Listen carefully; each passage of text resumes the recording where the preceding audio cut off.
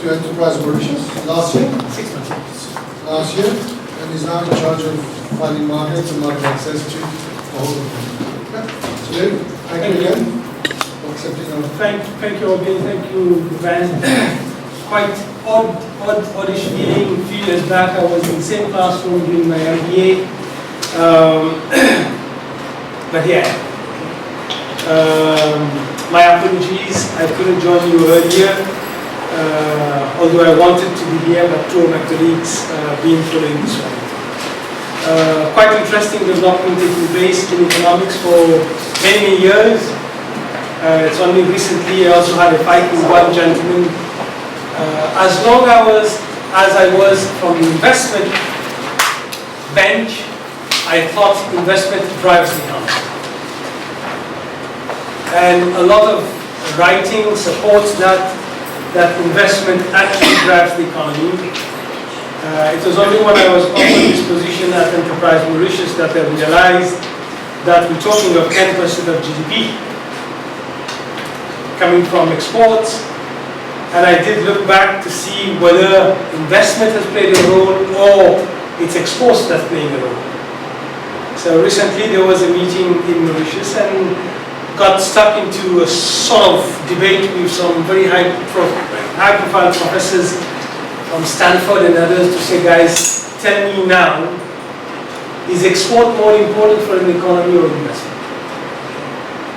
So now that I am leading the export promotion agency, and I would like to say, guys, let's forget about the investment part of it, let's look at exports. I don't know whether professors will have any conclusive study done to say which part of this equation is more important.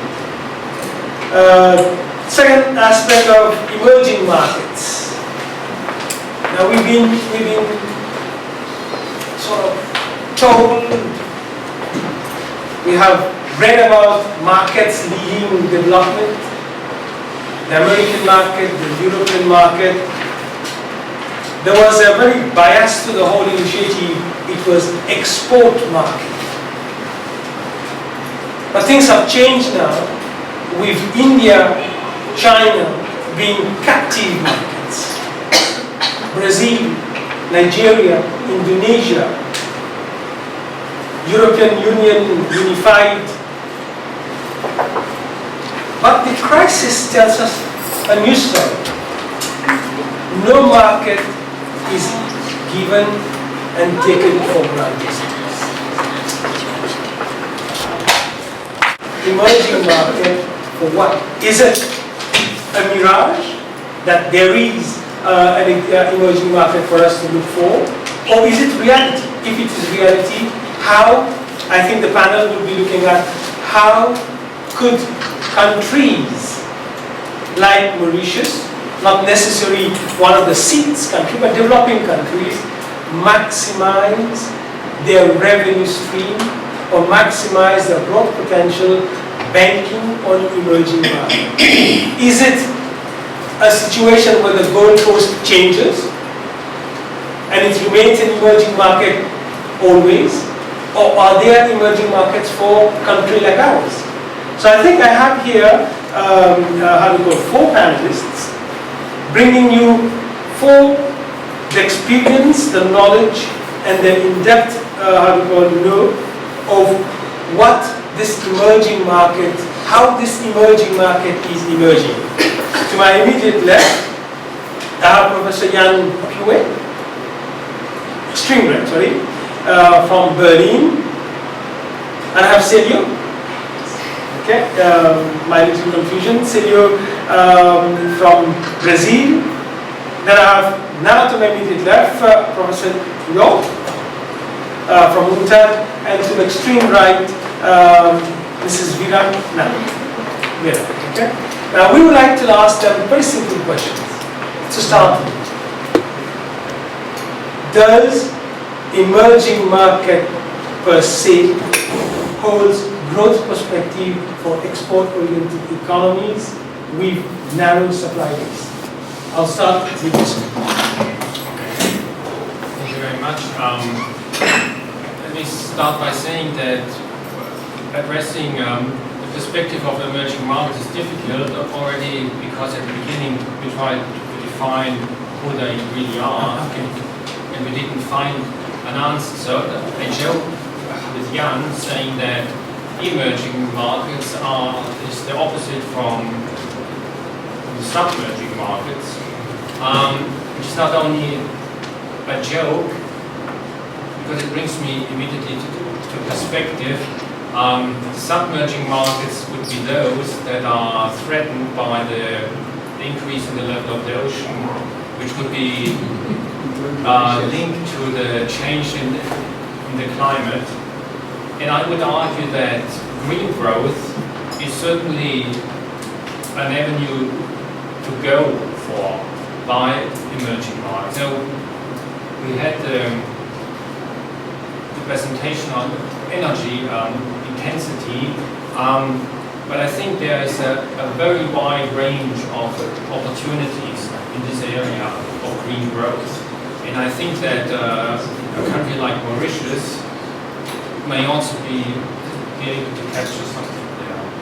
Now, more generally regarding your question, whether if emerging markets hold an opportunity for Mauritius,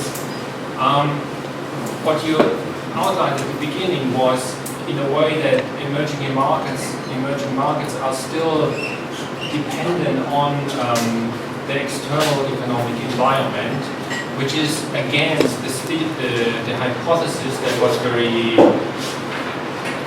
popular for a number of years, that there was a decoupling, and that the emerging markets would actually be able to grow on their own. So I think that the crisis has shown that this is not true. And as you rightly pointed out, the demand in the traditional export markets of Mauritius have shrunk, and I think that they will be low. So in fact, there's a need for new orientation. Now, the obvious candidates for new orientations are obviously the large emerging markets such as China, India, or Brazil, which, however, especially China itself depends on, in the past at least, on the demand from the United States, and China will itself need a rebalancing of its structure, which means that there would also be a change in the demand structure in China, in the sense that if you look at the import intensity of exports in China, it is much higher than the import intensity of the consumption demand. So it's a level effect, plus the composition of consumption in China is different from that in the United States. So for Mauritius, it would not be possible simply to orient the textile exports from the EU and the US to China. So let me stop here as an introductory. I think you raised a few things quite interesting, changing the whole focus of the market from geography to emerging industries, and that's quite interesting. In the same line, I think the report was out last week, even in matters related to technology, that 65% of Mauritians do not have internet connections. Technology would then be an emerging market. If green growth can be an emerging market, in the same line technology, would you like to add on that? Not on green growth, but on the general proposition. And let me start from a non-Mauritius perspective and come back to Mauritius afterwards. I think that in recent years, a couple of things have changed which are important for global growth. It is firstly financial crisis and the aftermath, which is likely to result in or has already resulted, at least in Europe, in a financial crisis. Number two, and which has not yet ended, but it seems to find a new stage in the next days or weeks or months. This year is the key year probably. And in the United States, it is very likely that the pattern of development compared to the previous decade cannot be resumed. So that means OECD countries will be faced with very high likelihood, lower growth than in the past. One country may be more, the other one worse. And if you have a worst case scenario, it might be even worse, much worse. So it is like with all financial crises, the aftermath is long, and it takes a long time until the financial sectors are restructured, until the real economy is restructured, and until higher growth is resumed. Secondly, the growth of the developing countries, and especially the high growth countries among them, including some of the so-called emerging countries, was in the past decade driven by two factors mainly. First, by net export, by an extreme export orientation, China as a frontliner here, and secondly by commodity price increases. Both factors will not be possible to that extent as it was in the past decade. So the main drivers for growth will not sustain any longer to that extent. So export-driven growth,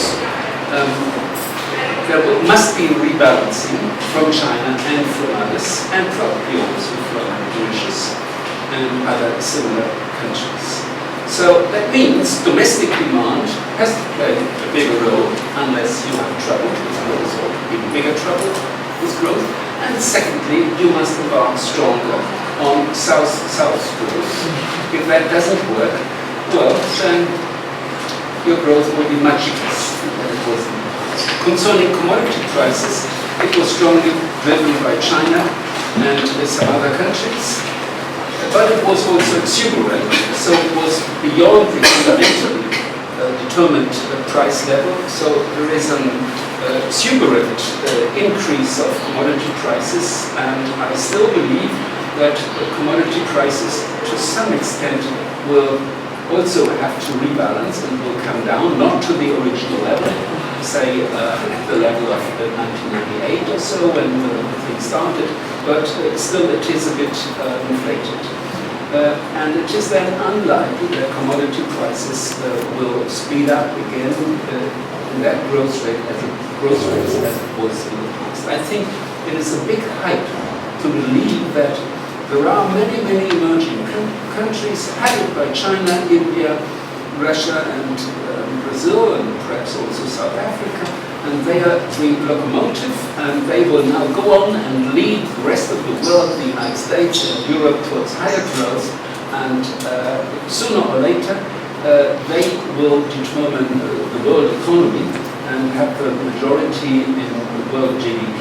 I think this is based on bad economics, on incorrect data, and on an incorrect analysis of the last decade.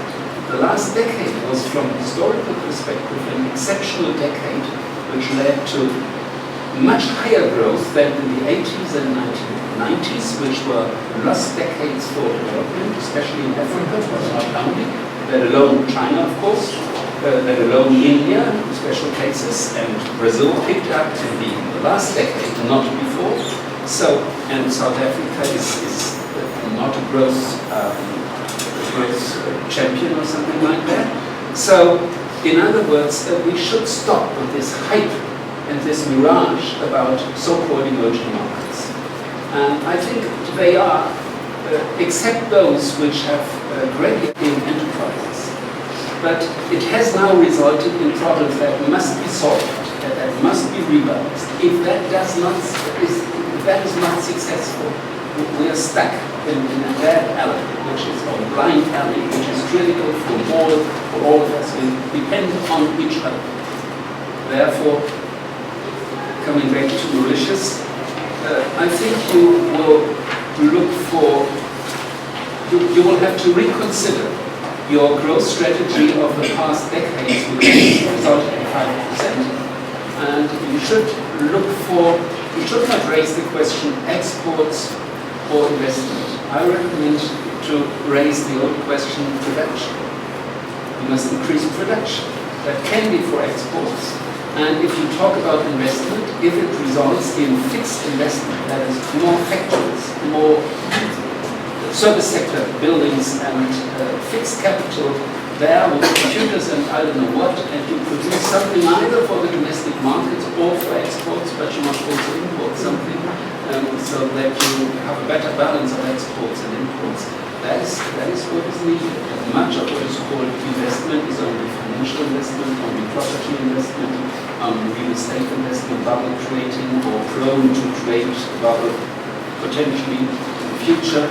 Looking for niches for Mauritius in the sense of rent seeking with a deal with India, I think that is not a new pillar for growth.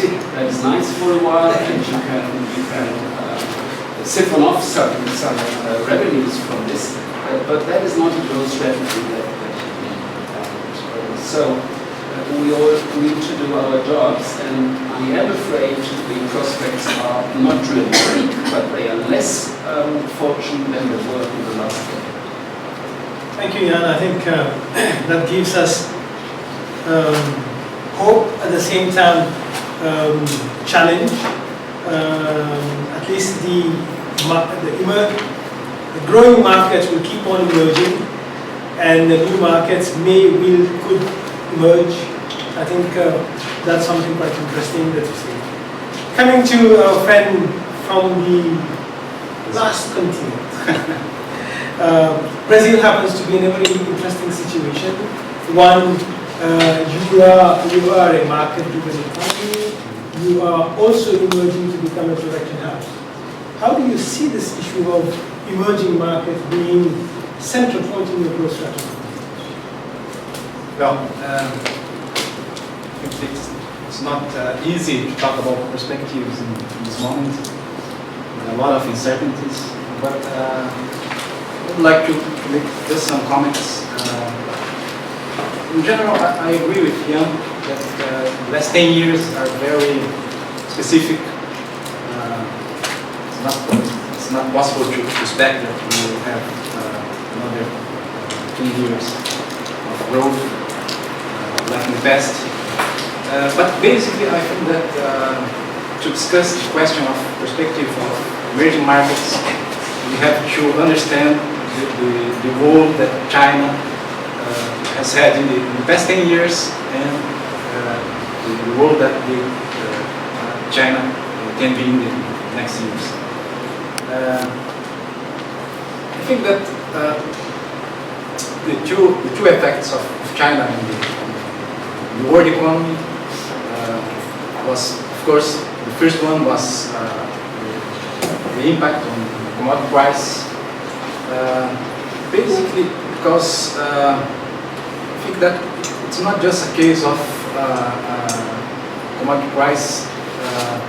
Of course, because China has not natural resource, but because since the end of the 90s, China combined a strategy of export-oriented industrialization with a process of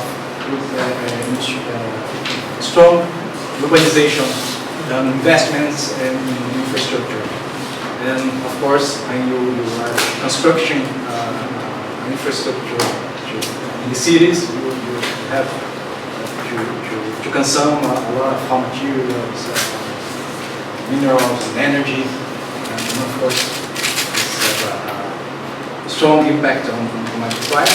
What, of course, have a good effect, a benefit effects on the exports of several countries rich in natural resources, but also it has indirect effects in the countries that exports to these countries that was exporting to China.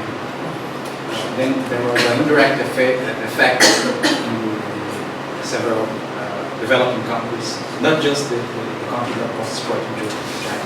This was one of the aspects of China development. But the another point is that China has a strong competitive manufacturing, not just because labor cost, but they produce in a huge scale. There are a lot of incentives, even after China entered in the WTO, they maintain a lot of incentive in several levels of the government, federal level, in state level, in province level. This is a problem that it's affecting all the countries that are trying to give more space in manufacturing industry. Then, if you have this two sides, on one side the high class commodities, on the other side the competition.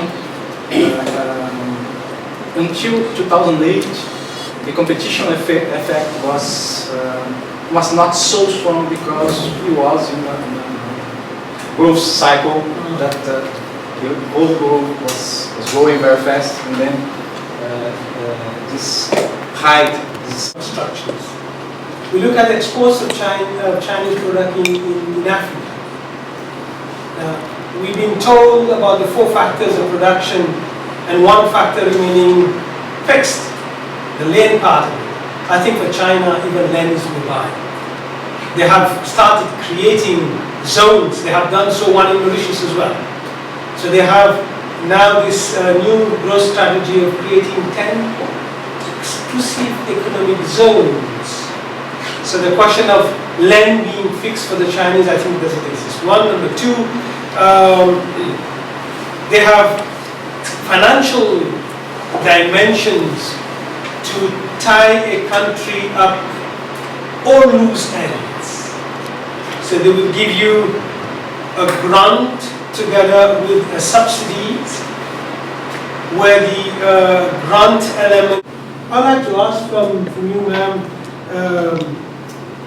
what does this market diversification tells us? Where should we put our efforts? Okay, thanks, Dave. Before coming to the question, you were referring as to whether choosing between exports and investment. And in my view, I think both go together for the simple reason that we've been talking a lot about export-oriented FDI, and I know that we look more at the macro data, but we did a study like a year ago on foreign ownership and exports at the firm level, and we found that foreign firms tend to export more. They tend to employ more skilled labor, they tend to be more productive in a sense. So, and foreign firms who export tend to be more productive than other types of firms. So in a sense, I believe that both go together, essentially for a small island economy like Mauritius. In terms of our export markets, yes, there should be, in terms of greater export diversification, rather than relying on the main traditional markets of EU or US. So promoting better South-South link, which Jan was talking about, is what we've been doing recently. But when we look at all these regional trading agreements, there was one study we did together, and we've seen that there is a low degree of intra-regional trade, essentially among African countries. So maybe emerging markets could be seen as new avenues to increase our export prospects. I'll now come to the green economy and green growth aspect, which is very much relevant for a small economy like Mauritius. And recently, we've been talking a lot about the MID initiative, the Maurice Île Durable, or the Mauritius Sustainable Island initiative. And we've been talking a lot about the 5 E's in terms of education, employment, in terms of equity, environment, as well as the economy. And we've been talking a lot about green growth, green jobs, and there are a number of studies which are which are being done now to focus more, especially for small island economy, on green growth and green job in particular. I agree with Jan in the sense that we, as a small island economy, maybe now we need to find new growth strategies, niche markets, and go for higher production, definitely, and think about more investment and also more capital. When we talk about the green growth strategy and the MID initiative, another aspect which is very much relevant to the Mauritian economy, though growth has been increasing, I mean, we are not talking about the financial crisis, etc., but we are moving up. But income inequality is another issue which is well relevant to the Mauritian economy, with the Gini coefficient being slightly higher recently. So with the green growth and sustainable island concept, I think these issues are also being taken on board, poverty issues and inequality.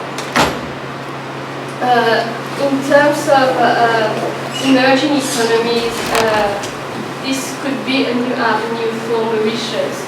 As I said, rather than relying on the traditional markets and trying to find out other markets and diversify our products. For the special economic zone, we were talking about the China effect. There was something on China-Mauritius investment links, and one of my colleagues worked out on a project relating to the China-Mauritius investment links. And one thing that they have seen is that I think it applies in other African countries as well. The investment projects and Chinese investors are very secretive about their activities and you can't access the data, etc. So usually they come with large projects, but at the end, the outcome, we don't know much. Essentially in Mauritius, we have the Changi project. So for other African countries, whether it's trade link or investment link, they believe China, basically many studies have shown that in a sense, it has impacted them negatively. Thanks, Usman. If we were to take the total export generated by Mauritius and Mauritian companies, it will be much higher than what I mentioned earlier, because Mauritian companies are actively engaged in production of sugar in the whole of Africa. That is not computed. Two, Mauritian companies are very actively involved in the textile sector in Madagascar, Mozambique, South Africa, India, China.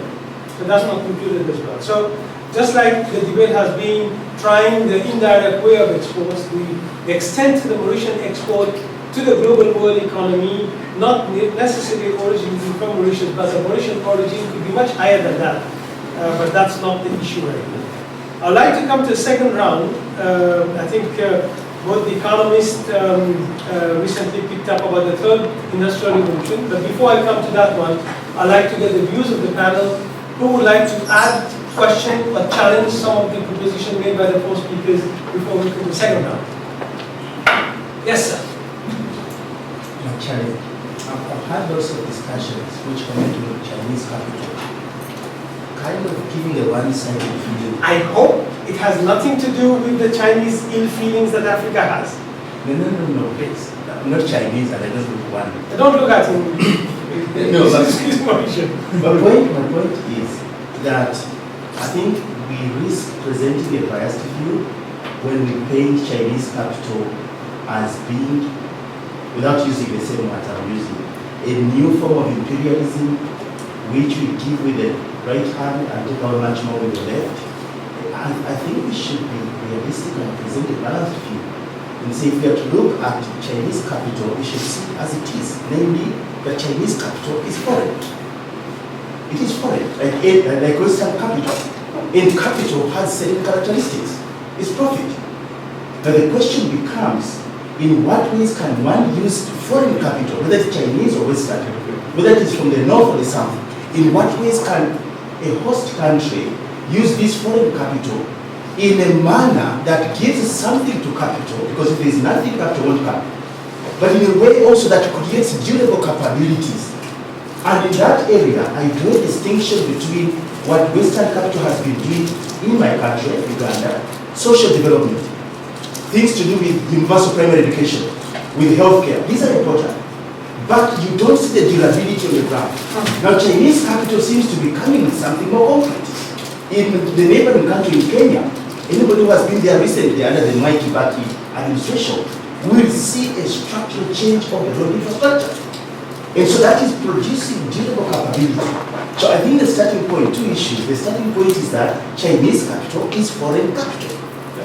So it is foreign, it's not ours. Second is capital, given by profit. And so the question is how, in what ways? And I think it would be helpful if we could advise recipients of Chinese capital and Western capital, Northern and Southern capital, advise them on how to engage with capital coming from overseas, appreciate that we have to build domestic capabilities. Second, your last part of the things really gives a sharper focus to that. In economics, we've been told about aids and aids. Yeah. Productive aids and non-productive aids. Okay? The fault is not in the source of the capital. Okay? So I wish to rectify if ever I give any to my body language any how do you call it, wrong connotation. What I'm saying is foreign capital used for productive purposes is good enough, but it must be properly negotiated. Because we have seen in so many years of economic history how many times countries have to write up bad debts, and we know they're the same culprit all over. So you shoot the dead twice. Okay? That's it. I would say a few minutes on the story of India, which is one of the most emerging markets in the world. The Indian story of service-led growth, we know, is service contributing around 50% of India's GDP, plus some export-oriented, export is 15% of India's GDP, and you got the rest of the things. This is going to be stagnant. Last quarter GDP growth is not nowhere between this 9%, is 5.3. And the commentator, our national commentator started saying that boom is bust. Okay? Neither service sector, particularly IT-led growth, is not going to affect. Second is that export is because of economic conditions in Europe, is not going to give our benefit. Only the domestic market and domestic manufacturing, as I should clarify the numbers, it is half of the dollar. 70% of the Indian population their consumption expenditure is $0.50 per day. Okay, so robust government spending for infrastructure and kind of domestic kind of creation of the demand is the only way out, not exposing our markets for the international world. Plus, all kinds of FDI also, we know that FDI and FII is so much volatile, and they are looking the sectors like retail sectors. FDI, they are just 6 months back it is the parliament which rejected, and the government, UPA, Congress government was trying to bring the FDI in retail because we are now capital account deficit. So there is, we know that devaluation of Indian rupees is huge now. It was 46, just 1 year back it is 56 rupees. Okay, so there is huge crisis in our capital account. Now, the FDI, they were trying to bring the FDI through this retail channel. I just want to give you the number. 40 million people are engaged in retail sector. Okay, if you multiply by 4 in a household, then 200 million people are engaged. Their livelihoods depends upon the retail. If you open up the FDI for retail to give the Walmart to come, you are going to damage this 200 million people's livelihood. Okay, and that is the way the government was trying to solve the capital account.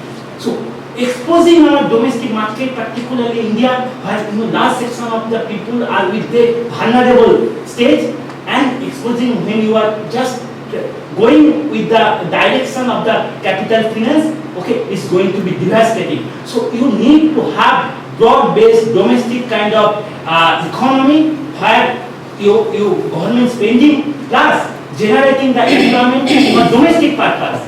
not for the IT boom. IT boom gave nothing. It's added, but it's not. It's nothing but a bubble. It's a kind of. Thank you. I think I'd like to remind you the whole history of India as well. India did make a mistake some years back, be Indian by Indian. And if you were to compute the loss of economic growth because of the be Indian by Indian policy, it could be enormous.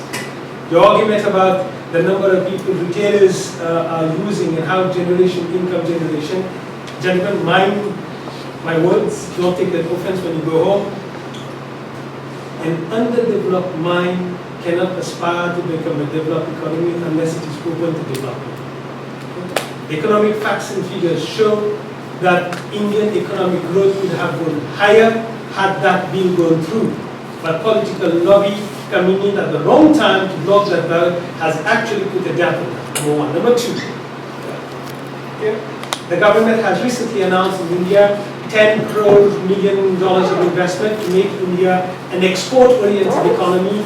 That has recently been published, how do you call it, facts and figures. So facts have to be taken on how do you call it, I think the status is clear. Growth comes with openness of the economy and not looking inward. That is my history as much as I know. And I'm sure I'm not speaking the language of the World Bank, but this much I have studied about that. Anyway, yes, sir. Just one comment, more like a brain teaser. Joining what Jan said, in terms of we should not fool ourselves that China, India, etc. is going to drive the world economy tomorrow. And also coming back about the issue of 700 million or whatever, 20% of the population. We've been talking about growth in emerging economies. Well, I have a question. How do you promote inclusive growth in this country? Because you can have growth of God knows how many percent, 10%, 15%. There's skewed distribution of it. If you look at the 5 BRICS, for example, if you look at, I'm sure if you look at the GDP, basically there's been an increase in terms of the benefits from the growth going to only very few group of people. Now, when we talk of these countries developing, I think the most important thing is to have inclusive growth, everybody benefits from it. So my question is, how can you ensure, especially India I think is the acute case, how can you ensure that actually what are the measures or issues that should be addressed to ensure that actually all these growth will benefit? Because without the involvement of each and everyone, you can have the best growth in the world, but in terms of progress within the country, nothing's going to happen. Anybody wants to take heat out of that? At that point? Yeah, maybe. Because I like to take heat on that, yes. The debate was about FDI and the role of FDI, especially in Africa, if it comes from China. That was the starting point. Let me say a few words on that. Most sub-Saharan African countries got in the past little FDI. Now that China obviously starts with some sort of FDI, let's call it FDI, FDI plus, if you want, this strange bundle that you mentioned. That is not a bad thing as such. But the experience with FDI shows in all countries that it is not per se growth enhancing. It depends on what kind of FDI and how it is embedded in the local economy, forward and backward linkages. And this is very often not the case. So if I could imagine that many poor African countries who had hardly a chance to get an FDI now take everything what they can get. And I would give the advice not to do it, be choosy. And I would give the advice to the Indian authorities, be choosy, but not rejecting per se. I hear this sometimes as a sort of,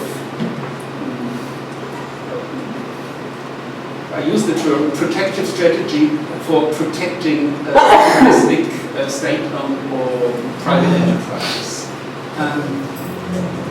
I would be careful with that. They need more competition. In India, I guess you need more competition and some more exposure also in the enterprise sector with more international competition. However, if you sell land to other countries, I take the example where Indian big agricultural companies or agri-industrial companies purchased huge amounts of arable and high-quality land in Ethiopia and evicted, with the consensus of the government, or the approval of the government, many people, many poor peasants. This is also statistically. So there is good reason to be very critical and not to praise openness as such. So open your eyes, and the left one and the right one, and smell and touch them, and look at the treaties and contracts they offer you. And one thing everybody has learned: don't buy any product, neither a material product nor a financial product or a service that you do not understand. So otherwise you know somebody else does understand it, and he understands it better, and he's going to cheat you. So that must not be done. I think FDI is not the key solution to what we are talking about. So if there are more South-South FDIs in a productive way, that is a nice thing, but that is not panacea. And I would say, which always leads to some form of debt. And we should not forget that FDI is the dearest form of foreign capital, because it is not interest that you pay, but principal profit, which is normally higher than interest, unless the profit is invested in the destination country. That, of course, is a nice thing, but it is not no guarantee of that. So I would like to add one aspect. You asked all the time from a Mauritian perspective for exports, new exports to this area, to that area, from this sector or another sector. Look also at imports. And I wonder a little bit, people say Mauritius and other countries follow an export-oriented strategy. You could also say you follow an import-oriented strategy because your imports are higher and have grown the same speed or even faster than exports. So you have embarked on foreign account deficit strategy, or trade balance deficit strategy, which is a critical point if you do too much of that. So I would recommend a little bit of import substitution. Import substitution is not an out. Don't believe the old stories that Latin America is doing import substitution is per se bad. So many other countries have done it successfully and do it successfully. China, Vietnam, Taiwan, Korea, they also became adult and successful with doing some kind of proven import substitution. We have also import substitution for export promotion, because your exports have a high degree of imports. And if you can produce some of those imports by yourself, learn to better manufacture this stuff that you need for your exports, that is also one type of export promotion. So there are many opportunities. Well, may I at this occasion say one word that might was not really mentioned, only at one occasion. You mentioned WTO is always more. If that were the case, we have a problem. Because we need, when we have globalization, we need more order in the global economy, not only in the field of trade. Embarking on bilateral trade agreements is the worst of all solutions. It has very little to do with so-called free trade. And I don't even know whether we have an increase of so-called free trade in the world economy. I'm afraid we have more and more non-tariff barriers. In disguise, this term is not clearly defined, therefore it is called non-tariff barriers, so it's negatively defined.